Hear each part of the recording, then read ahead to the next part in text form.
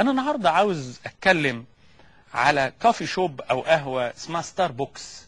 ستاربوكس موجودة في مكة، موجودة في المدينة، موجودة قدام باب الملك عبد العزيز في مكة، موجودة قدام باب المجيدي في المدينة المنورة، موجودة في القاهرة، موجودة في كل حاجة بالشعار ده. هو ستاربوكس ده الشعار بتاعهم. حد فيكم قال او سأل نفسه يعني ايه الست اللي لابسه التاج دهيت؟ يعني ايه ستاربوكس؟ ليه احنا بنقاطعها؟ هقول لكم عشان تعرفوا ليه بتقاطعوها وليه احنا بنقاطع الشركة دي، ويعني ايه الشعار ده. وزي ما قلنا مش كفاية ان انت ما تروحش، مش كفاية ان انت ما تروحش للمكان ده، مش كفاية ان انت ما تدخلش الكافي شوب ده، مش كفاية ان انت ما تشربش القهوة ديت، لا ده انت لازم تحرض الناس على ان هم ما يدخلوهاش. اوعوا حد يفكر يرمي طوبة ولا يكسر ولا يحرق. ستاربوكس والشعار اللي احنا شفناه دي، البنت دهيت دي الملكة استر. الملكة استر، عارفين يعني ايه الملكة استر؟ والتاج اللي عليها ده تاج مملكة فارس. التاج ده والملكة دي ملكة اليهود. سفر اسمه سفر استر موجود في التوراة، موجود في العهد القديم.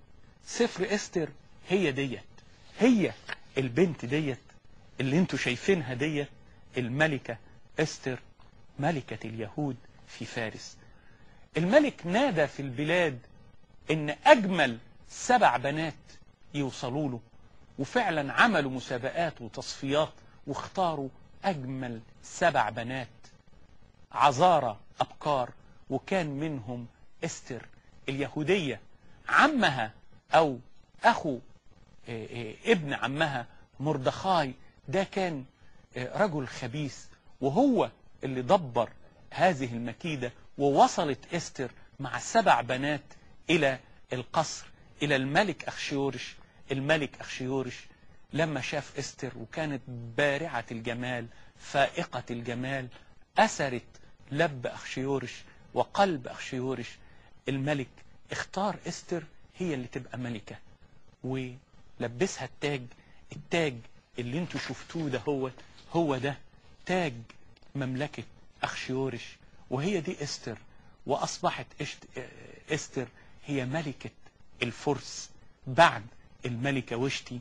تخيلوا ان في مكة وفي المدينة المنورة وفي القاهرة وفي دمشق وفي الكويت وفي كل ارض الاسلام معلقين صورة الملكة استر بالتاج على رأسها بالجمال بتاعها، وبنشتري المنتجات بتاعتها.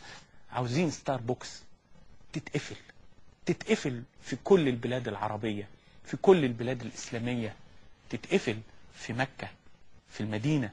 وأناشد الملك عبد الله بن عبد العزيز خادم الحرمين الشريفين، مش ممكن يكون في مكة في المدينة صورة للملكة استر ملكة اليهود.